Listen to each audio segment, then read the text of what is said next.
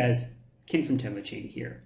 And on this episode of Spill the Tea, we're going to be addressing your questions about the upcoming Excalibur Hardfork, which is going to introduce the TomoX protocol, the DEX protocol that will allow for anyone to launch their own decentralized exchange in just a few minutes. And I'm really excited for this. We've been in development for the last 1 year, testing it for the last 6 months, and I've been doing a lot of testing myself on our internal DevNet for the last few weeks. I cannot wait for you guys to get hands-on with this. So let's get to answering your questions. The first question is related to the hard fork, and specifically what happens if only a select group of masternode operators chooses to upgrade, or even if it's a majority, but less than 100%, what happens to the network? So first, let me address the hard fork in itself. The hard fork we're doing on TomoChain is what we call a non-contentious hard fork. It's a hard fork that has been anticipated for several months by both the community and by the masternode operators. We've been looking forward to it. So the best way to think about it is like it's a network upgrade, similar to when we introduced, say, TomoZ protocol last year.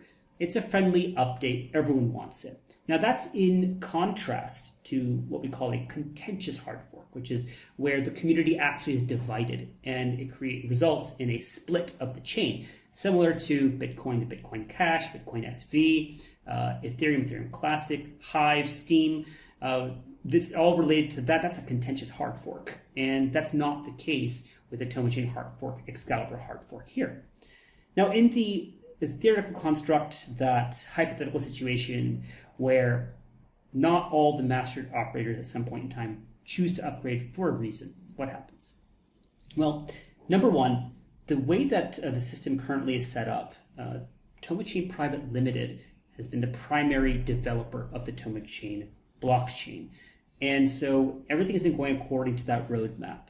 As a result, when TomoChain Private Limited chooses to upgrade or update the masternode network, all of its products, TomoScan, TomoMaster, and others, along with partners of TomoChain like Binance, KuCoin, all choose to upgrade and support the new updates. And so what that means is TomoChain holders can continue to, say, deposit and withdraw or trade on exchanges, and all of the existing products will continue to will support the tokens and the blockchain as is usual, as long as we have at least a handful of masternodes that also support it, right?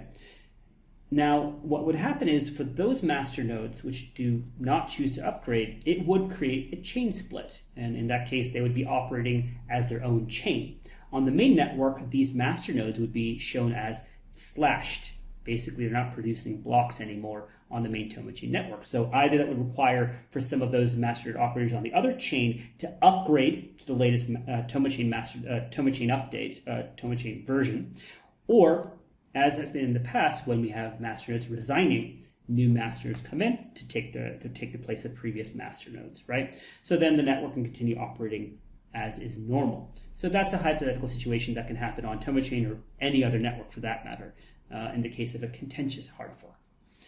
Now coming to the second question that you guys have, the timing. So Bitcoin is having its halving on the 11th of May, and the Excalibur hard fork is coming up on the 12th. So is there an issue with the timing of these two events? In my view, not really. The thing is, the Bitcoin halving is a single solitary event. So on the day, on a particular block, the Bitcoin rewards to miners will halve. And after that, that's it, right? That's how things will operate for the next 4 years or so. Now, with TomoChain, the hard fork, it's not just a single event. It's actually the beginning of, I think, a phase of events that will be taking place over the course of several weeks. So once the hard fork is enabled by all of the masternodes, then what will happen is we'll have a period of time where any operator can choose to deposit 25,000 Tomo to reserve their own DEX.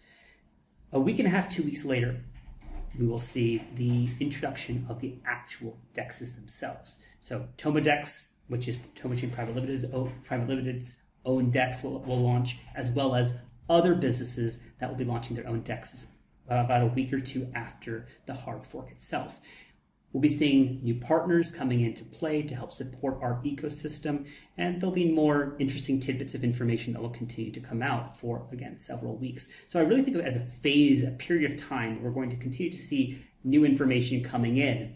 And the hard fork for TomoChain is just the beginning of those series of events. Those are your questions for right now. If there are any others, please add them to the comments below.